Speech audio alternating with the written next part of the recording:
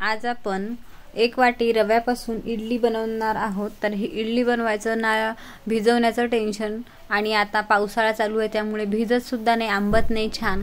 तर अशी इडली तुम्ही छोट्याशा भुकेसाठी किंवा दुपारच्या भुकेसाठी किंवा नाश्त्यासाठी ही इडली बनवू शकता। तर त्यासाठी ते मी एक वाटी रवा आणि एक वाटी दही घेतलेला आहे आणि चवीपुरतं मीठ टाकलेलं आहे। तर मिठाचं प्रमाण हे तुम्ही कमी जास्त करू शकता। तर आणि इथे मी एक चमचाभर तेल टाकलेलं आहे। तर आता आपल्याला हे बॅटर छान असं फेटून घ्यायचं आहे। तर यामध्ये आपल्याला असं गुठळी राहता कामा नये, छान असं फेटून घ्यायचं आहे आणि थोडं थोडं पाणी ॲड करायचं आहे। तुम्हाला अंदाज येत नसेल तर थोडं थोडं टाकायचं आहे। मला अंदाजच आहे या मिश्रणाचा, म्हणून मी एकदाच ते पाणी घातलेलं आहे। तर तुम्ही थोडं थोडं टाकून याचं बॅटर बनवायचं आहे। तर आता 10 मिनिटं झाकून ठेवायचं आहे। तर 10 मिनिटाच्या नंतर तुम्ही बघू शकता आपले इथं रवा असा छान असा फुललेला आहे दह्यामध्ये, आणि ही इडली खूपच मस्त लागते खायला। आता आपण तर सोडा घालणार आहोत खाण्याचा। तर अर्धा चम्मच मी खाण्याचा सोडा घातलेला आहे। तर सोड्याचं प्रमाण सुद्धा तुम्ही थोडंसं कमी घातलं तरीही चालेल, त्याचं सुद्धा प्रमाण तुम्ही कमी जास्त करू शकता, काहीच हरकत नाही, इडली तरी पण फुगते। तर बघा छान असं झालेलं आहे। आता आपण इडली पात्र घेतलेलं आहे आणि त्या इडली पात्राला आपल्याला तेल लावून घ्यायचं आहे।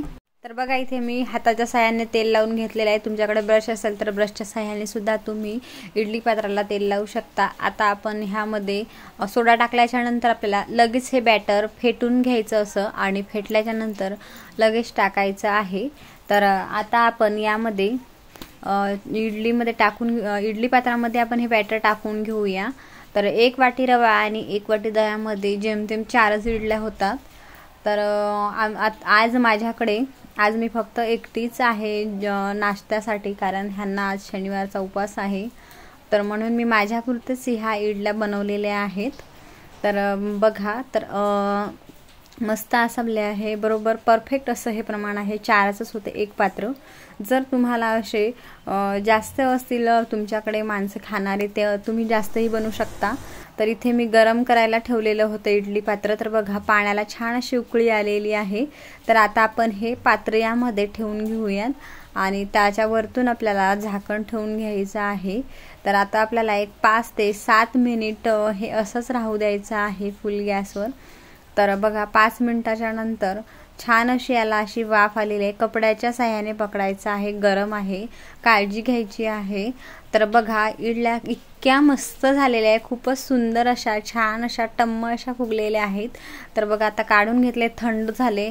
आता थंड झाल्याच्या नंतर सुरीच्या साहाय्याने आपल्याला किंवा एखाद्या चमच्याच्या साहाय्याने सुद्धा हे आपण काढू शकतो थंड झाल्यानंतर। बघा अलगद अशा निघत आहेत, बघा किती मस्त अशा टम्म अशा झालेल्या आहे आणि किती अगदी 10 मिनिटात बनतात, ह्या झटपट होतात। तर तुम्ही हे नाश्त्यासाठी किंवा दुपारच्या भुकेसाठी ह्या इडल्या बनवू शकता। बघा खूपच मस्त झालेल्या आहेत, जाळीदार बनलेल्या आहे आणि पांढऱ्या शुभ्र मस्त दिसत आहेत।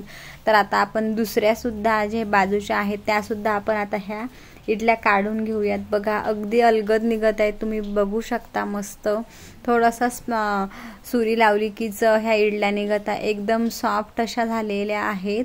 तर तुम्ही ह्या कमी वेळात कमी साहित्यामध्ये आणि झटपट बनणाऱ्या ही इडल्या नेहमीच करू शकता। तर आता बघा मी ही एक इडली तुम्हाला तोडून दाखवते, आतमधून स्पॉन्जी आणि जाळीदार झालेली आहे, लुसलुशीत झालेली आहे। तर नक्की बनवा माझ्या पद्धतीने ही रव्याची इडली। जर तुम्हाला ही रेसिपी आवडली असेल तर लाईक करा, पहिल्यांदाच रेसिपी पाहत असाल, चॅनलवर नवीन असाल तर सबस्क्राईब करा व तसेच बाजूला बेल आयकन आहे त्यावरही प्रेस करा, म्हणजे माझ्या नवनवीन व्हिडिओ येणारे सर्वात आधी नोटिफिकेशन हे तुम्हाला मिळेल। तर अशाच एका छानशा आणि नवीन रेसिपीमध्ये पुन्हा भेटूया, तोपर्यंत मस्त राहा, खुश राहा, खात राहा, बाय बाय, पुन्हा भेटूया।